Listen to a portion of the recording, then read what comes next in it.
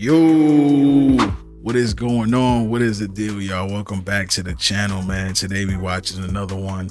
This one is supposed to be about the Black Mafia families.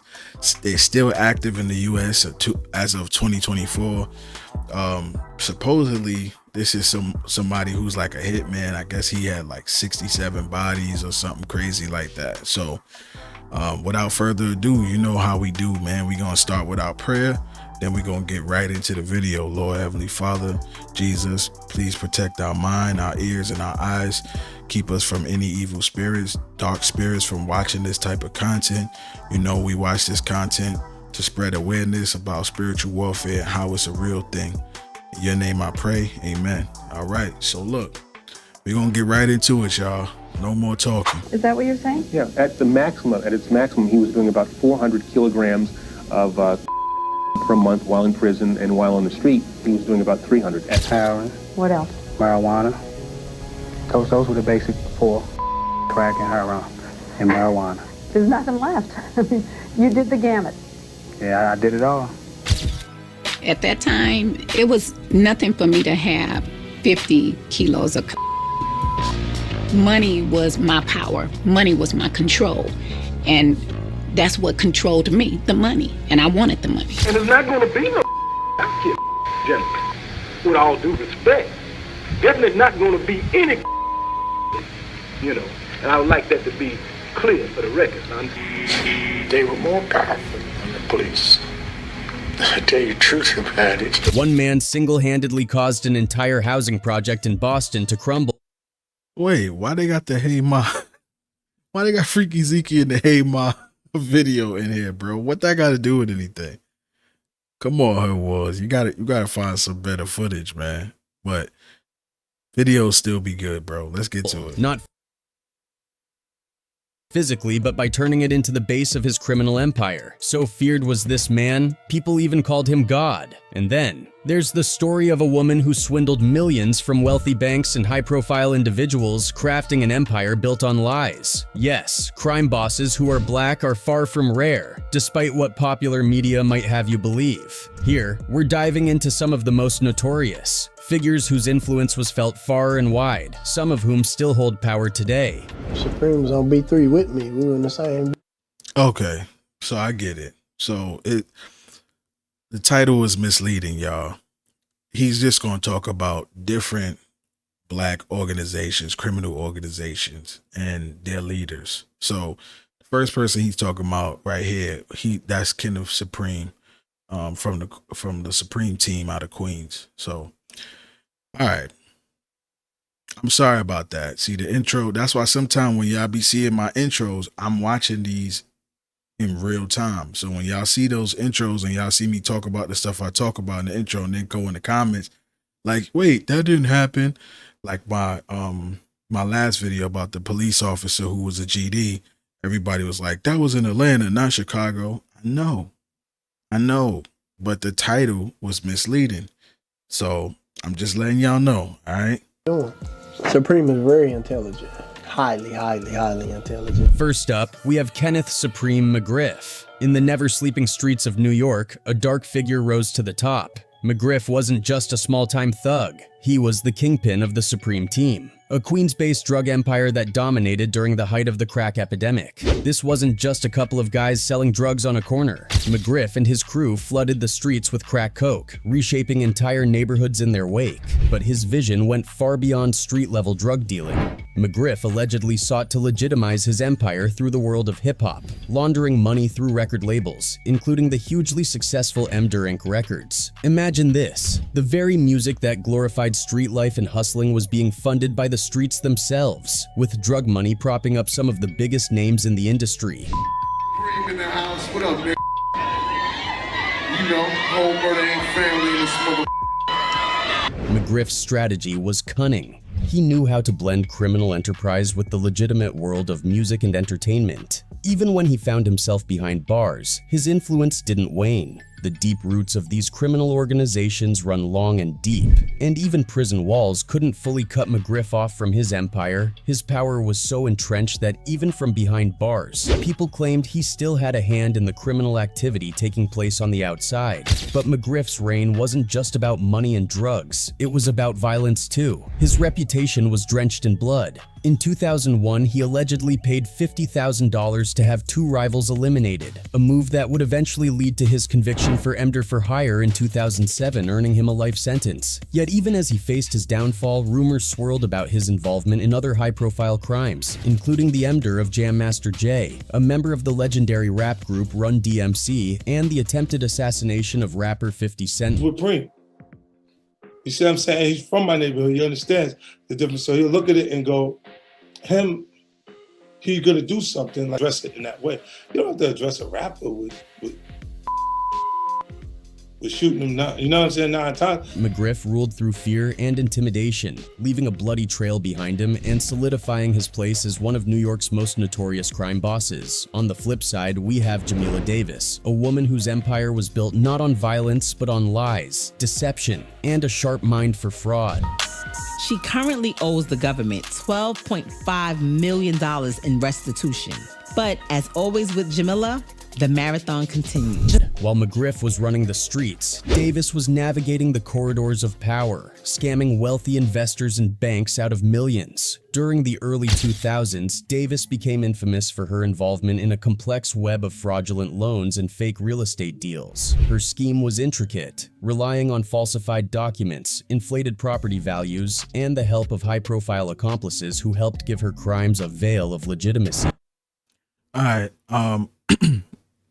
So real quick, because it looked like he's not going to go back to Supreme story. So from what I know, what I've heard, again, could be all alleged, Supreme had nothing to do with Jam Master Jay getting shot. So I don't know about that one. In fact, it was somebody very close to him. Very, very close to him. I actually gonna be reacting to that video as well. I already know who it is. Because I'm like, Jam Master Jay is from my old neighborhood in Queens, so I already know like who it is and everything like that. But yeah, that's he had nothing to do with that. I don't know where he got that information from. Let's just go on. Davis was no small-time con artist. She operated within elite circles, using her connections to boost her credibility and execute her fraud on a massive scale. Her criminal enterprise left a trail of financial ruin, affecting countless victims and shocking financial institutions that had fallen for her lies. But like all empires built on deception, it eventually came crashing down. In 2008, law enforcement caught up with Davis, and she was convicted and sentenced to prison. Her multi-million-dollar empire of lies crumbled, but her story didn't end there. After serving her time, Davis emerged from prison with a new outlook. At least that's what she says. She reinvented herself as a motivational speaker and author, sharing her story of redemption and transformation. Through her books and speaking engagements, Davis claims to have turned over a new leaf, offering insight into the mind of a woman who once thrived in the dangerous world of financial crime. The only way I survived was really just still trusting in God. I went on a spiritual journey. I learned behind bars how to write books.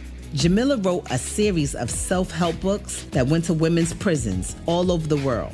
However, some still wonder whether this new version of Jamila Davis is truly reformed or just another act in a long line of deceptions. Unlike Davis, though, there's one man whom no one doubts remains unrepentant, Rafool Edmond. If the name Rafool Edmond rings a bell, that's probably because of the lasting impact he had on the drug trade in Washington, D.C. back in the late 1980s. Heroin. What else? Marijuana.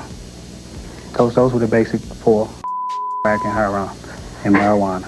There's nothing left. I mean, you did the gamut. Yeah, I did it all.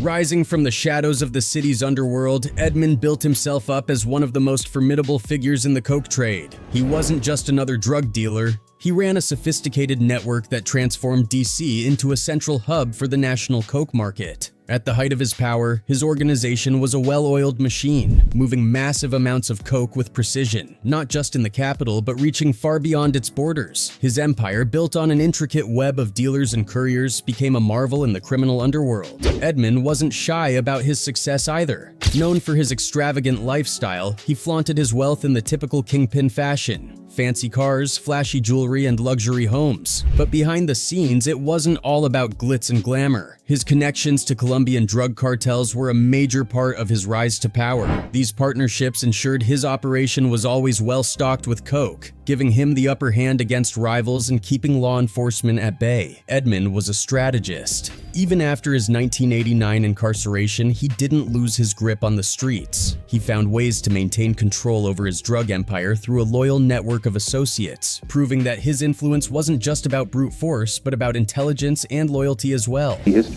He was doing more from in prison? Is that what you're saying? Yeah, at its maximum, he was doing about 400 kilograms of per month while in prison, and while on the street, he was doing about 300. I think it's much easier than when you're on the street. Easier than on the street? Much easier because you're right there with the people that have direct access to the narcotics that you need. Colombians, Cubans, Mexicans. Rafael Edmond was a big name, no doubt, but there were other figures just as powerful, like Haitian Jack. Now, if you know anything about the darker side of the hip-hop industry in the 90s, Haitian Jack's name has probably come up. When I moved to LA, I found my niche. I found a place where I can get plenty money and live lovely. I go in the hood, do my thing with the Mexicans to kind of hustle. Like, we were dealing with marijuana. Unlike some of the more flamboyant crime bosses, Haitian Jack was notorious for keeping a low profile, despite being deeply involved in drug extortion, and other shady activities. He had a reputation that echoed through the hip-hop world, though he was more of a behind-the-scenes figure. Haitian Jack's influence extended far beyond the streets. He had deep connections within the music industry, giving him a unique vantage point to manipulate and exploit those around him, all while maintaining his criminal empire. His list of criminal activities was long, but perhaps the most infamous was his alleged involvement in the 1994 shooting of rapper Tupac Shakur. The attack took place during a robbery at a recording studio, and though Jack was never officially charged, his name became permanently tied to the incident.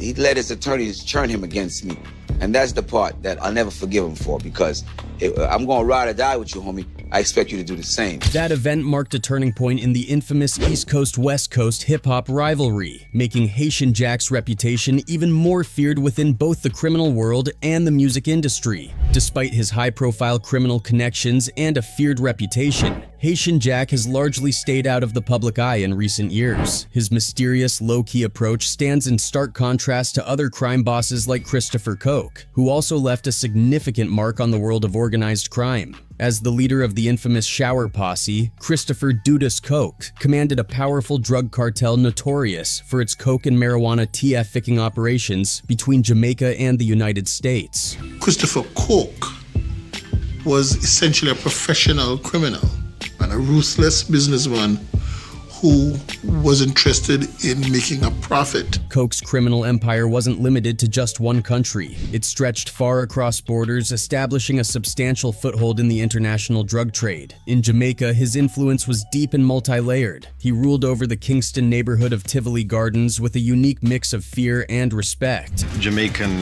gang culture, shower posse, means that a group of people take out their rivals by showering them with bullets.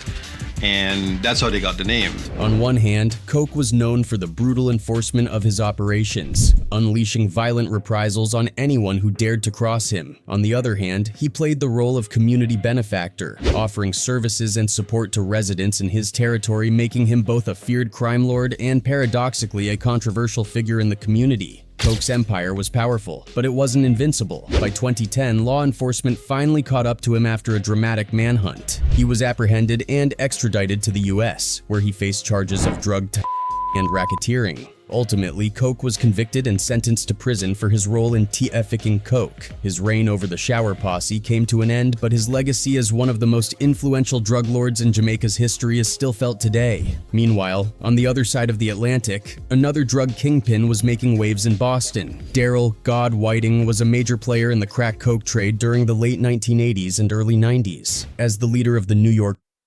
All right, so he's kind of all over the place with this one. I'm sorry, y'all. I did not know this video was gonna be like this. Like I told y'all, I just watch these videos and give my real reaction. I wish he didn't do it like this, because a lot of these stories, he could have turned them into individual videos and had more content and really, you know, got behind the stories and dug deep into the stories. But you know, it is what it is. This next one here, I think this guy, if I'm not mistaken, this is where they got the character for In Too Deep. If you ever seen In Too Deep with LL Cool J and what's his name? Omar Epps. Omar Epps. I almost forgot, bro. This was one of my favorite movies back in the days. I believe this is the story of the real life man. I wish more people would tell this story. I'm actually gonna see if I can find a full in-depth story about this and bring y'all that reaction too, because a lot of these stories that he's kind of brushing over, a lot of stuff happened in these stories, these guys' stories. So I wish he wasn't just doing it like this, but you know, it is what it is. Boys, a notorious drug gang, Whiting built a criminal empire that thrived on the distribution of crack coke in the Orchard Park housing project. Under his control, the project became ground zero for his drug trade, and Whiting made millions off the crack epidemic, all while wreaking havoc on local communities.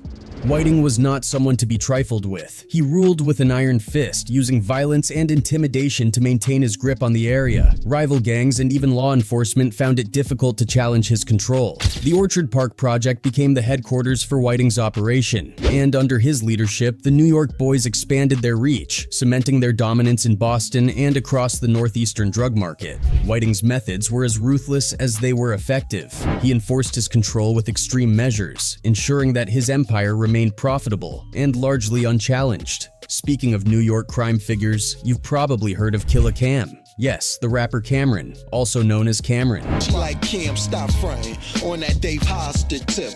Come over, let's... I know he's not serious. I know he's not about... Let's watch this. Smile and sip. I'm like mama and sick.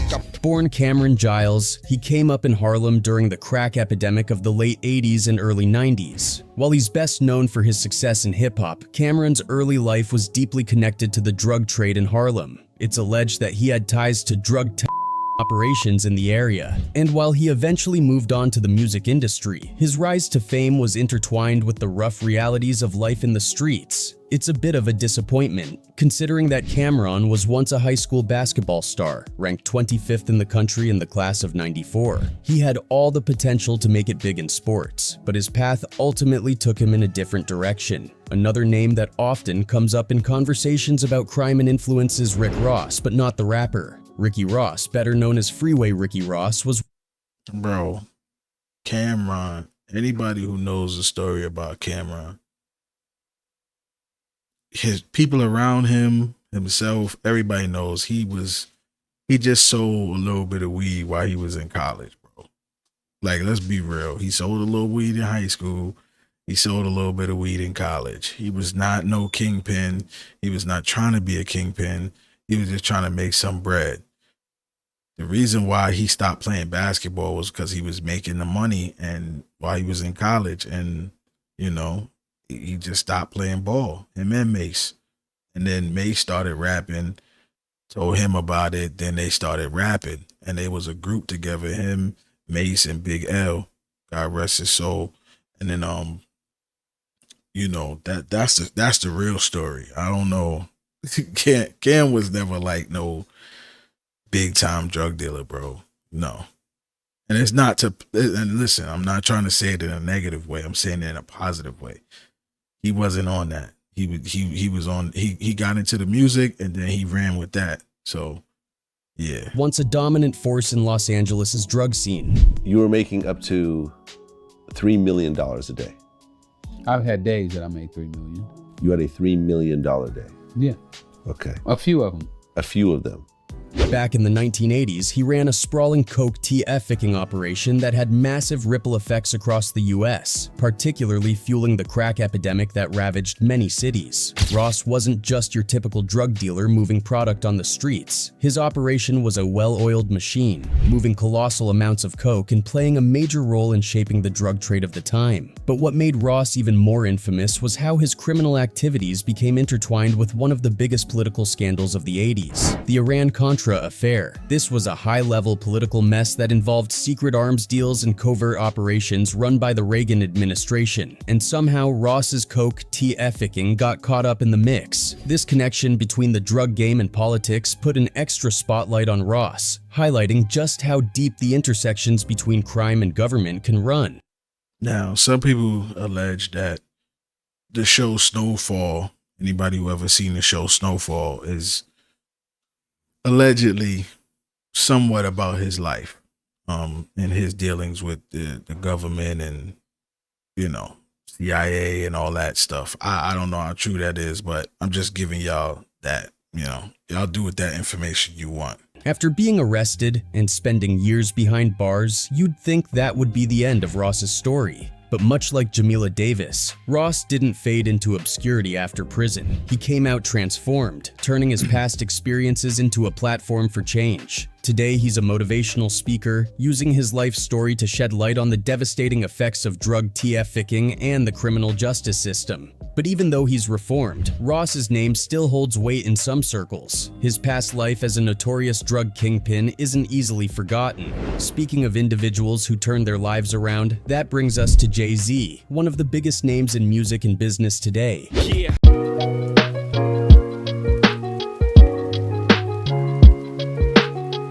Before he became a global icon and billionaire, Sean Corey Carter, aka Jay-Z, had his own history in the streets of Brooklyn. Allegedly involved in the drug trade during his younger years, Jay-Z's early life was heavily influenced by the street economy, and that influence can be heard in his early music. The hustle, the grind, and the struggle all reflect his past in the drug game. Even though Jay-Z has transformed himself into a polished businessman with ventures in everything from music to sports management, whispers about his former life still linger. The stories of his involvement in the streets only add to his mystique, making his rise to the top even more legendary. And let's not forget his foray into the legal weed business with Monogram. It's not exactly the move of someone trying to shake off their past image entirely, but if Jay-Z's story sounds familiar, it's because it's not unique. There's a long list of people who started in the drug game and ended up flipping their fortunes in other ways. Two brothers who followed that path are Terry Southwest T. Flannery and Demetrius Big Meech Flannery, the co-founders of the Black Mafia family, BMF. Together, they built one of the most notorious and powerful. We're going to see if he talk about anything else. Anything else we don't know about. Next up, we have James Bimmy Antony. If you're familiar with the crack epidemic in New York during the 80s and 90s, Bimmy's name should ring a bell. He was a key player in the Supreme Team, one of the most notorious drug crews in NYC, run by none other than Kenneth Supreme McGriff. Point of really meeting Supreme, you're around him like almost every day. Yeah, I was with Supreme like every day. The Supreme Team was legendary for its iron-fisted control over Queens drug trade, and Bimmy was right there in the thick of it. This crew wasn't just about dealing drugs. They were known for their ruthless approach to maintaining dominance, with violence being part of their everyday business. But Bimmy's story doesn't end there. As the crack era began to fade, he made a surprising pivot. He transitioned out of the drug game and into the music industry, working as a manager for various artists. Leveraging his old street connections, Bimmy found success in the entertainment world. Despite his new career path, his past is something that still looms large over him, as it often does for those who were that deeply entrenched in the game. His street credibility still matters in certain circles, but his reinvention has definitely given him a second act. Now, while Bimmy was making moves in Queens, another major player in the city's drug scene was Lorenzo Fat Cat Nichols. Fat Cat was a major figure in Queens, leading one of the largest coke trafficking operations in New York. He wasn't just another drug dealer. He commanded an extensive network that flooded the streets with coke, significantly contributing to the crack coke epidemic that devastated the city. Fat Cat's crew didn't just move drugs. They were known for their brutal enforcement tactics, keeping rivals and even law enforcement at bay through sheer aggression. I just want to point out that Curtis Blow was not a part of the Fat Cats team. I just want to point that out because that picture that he used, that was at a party. Curtis Blow is a rapper, always been a rapper, never was on that.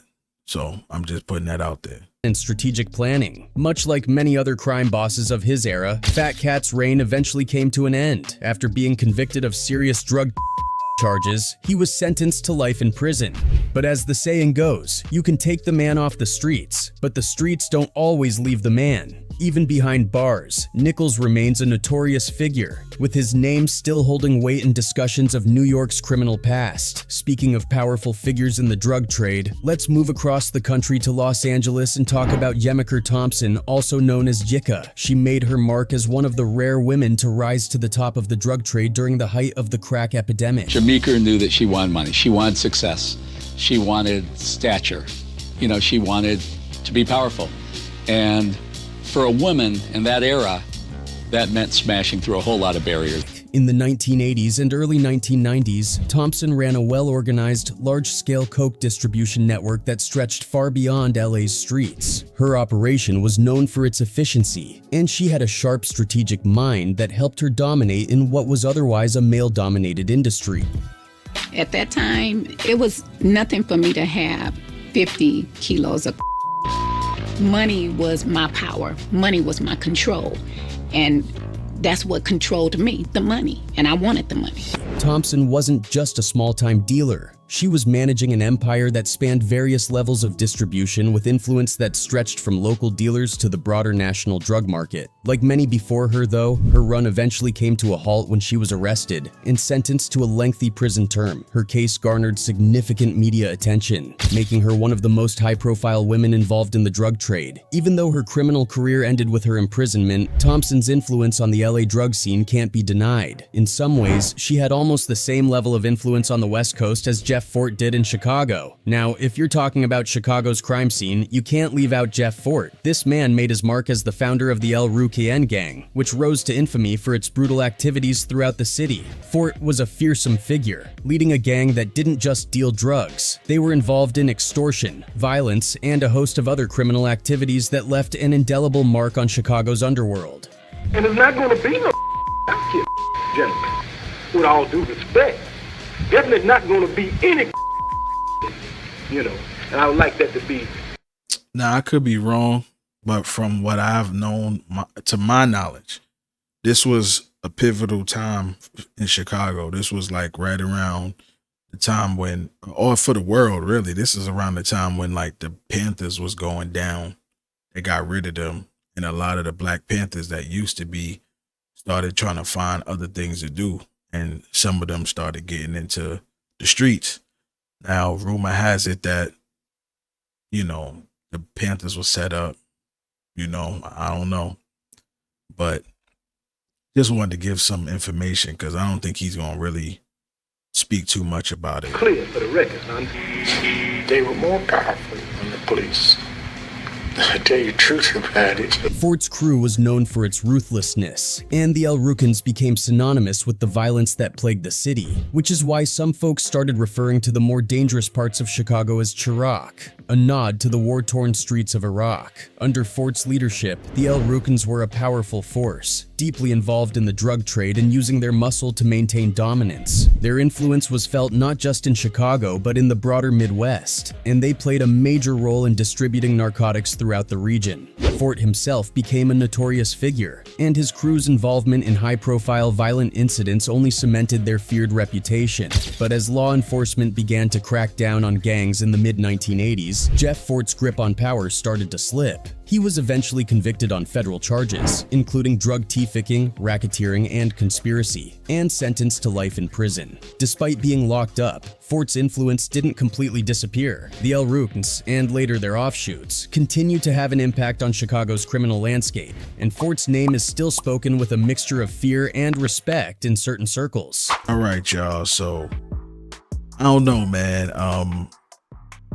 Shout out to Hood War Chronicles. Definitely enjoy the content. That video needed a little work, man. Needed a little work. I think that video should have just been broken up into different things and not just that one thing. Let me show y'all something. Hold on. So y'all see that? Y'all seen that thumbnail? That's the thumbnail, right? So that's what I thought I was gonna be watching. You saw how it said what it said?